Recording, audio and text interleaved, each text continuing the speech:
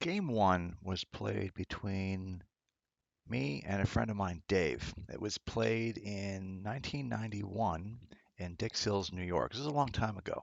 I was in my early 20s. I was just starting to get into chess. And this is one of the first games I actually recorded. So the scenario is Dave is a trader on Wall Street. He's very competitive.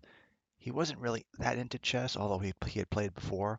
I was starting to really get into chess, so I figured I'm going to roll this guy. I'm going to beat him in probably 10 or 15 moves and call it done. So here's the move. Here's the game. I'm black. The game starts out like any natural game. He plays d4. I play f5, which is dubious. Now, this is the Dutch defense, as many of you may know. Um, Normal moves here are, something like d5, yeah, knight f6 is reasonable. Anything other than one I played, I think is fair. So I played f5.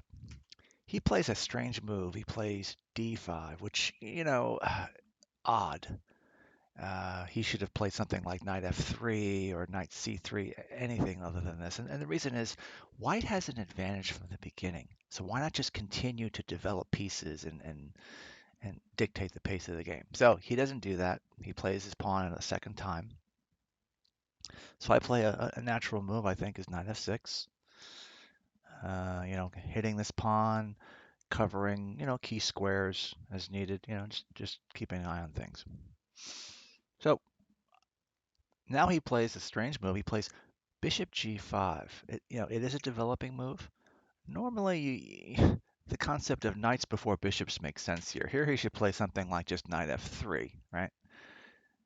That sounds normal. Looks or c4 or anything else, frankly, than this. This is just a little strange. It's not losing or anything, but it is odd. And the reason why is now I can play a move like this, right? Just a free tempo hitting the bishop, and he's got to move it again, right? That's the reason why it's a little strange. But I play an even crazier move. I play h6. Now look how weak these light squares are, and this is going to feature prominently in the moves ahead. Uh, there's really no reason to kick this piece right now. Any other move would be fine right here. Even like a move like e6 is probably fine. Takes if he captures, for example, captures. Okay, queen takes d8, and he's a little better, but uh, it's not the end of the world. It's just a game where it's probably a slight edge to white, but nothing crazy. All right, so instead, h6. So what does he do? He plays the right move. He takes the knight. Again, these squares, these diagonals are really, really weak, leading to the king. Really, really weak. So he takes the piece, and I take the wrong way. I take gf6.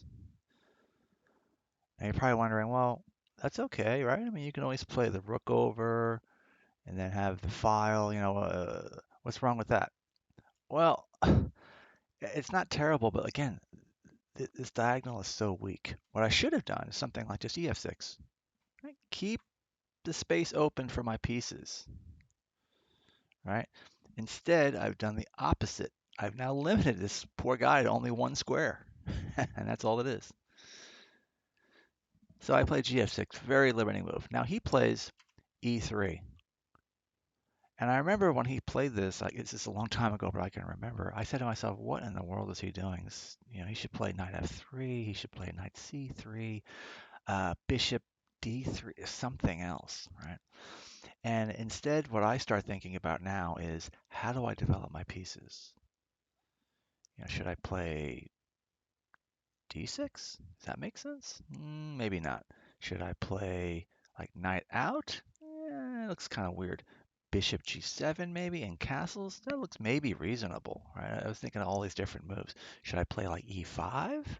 Is that a move that's maybe a possibility? Again, he takes en passant and we have an ending, but all those are reasonable ideas.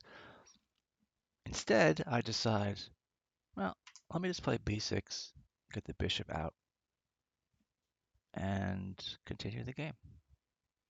And as soon as I took my hand off this piece, he immediately played queen h5 mate. Game over.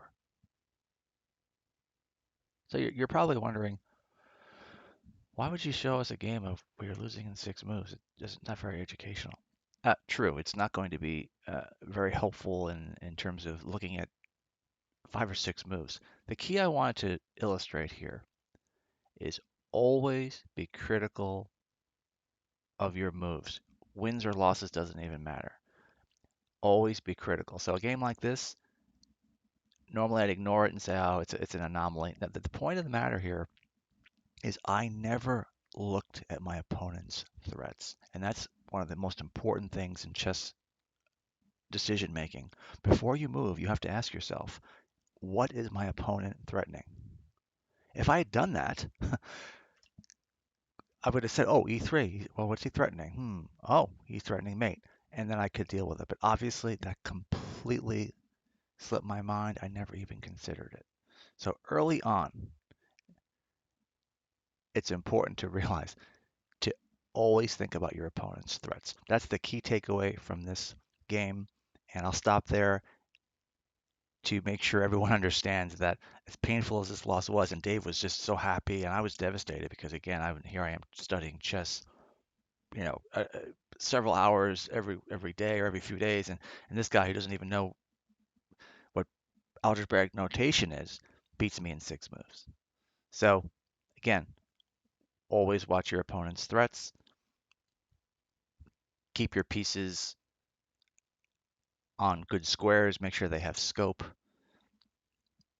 Those are the two takeaways for this game, and we'll go on to game 2 next.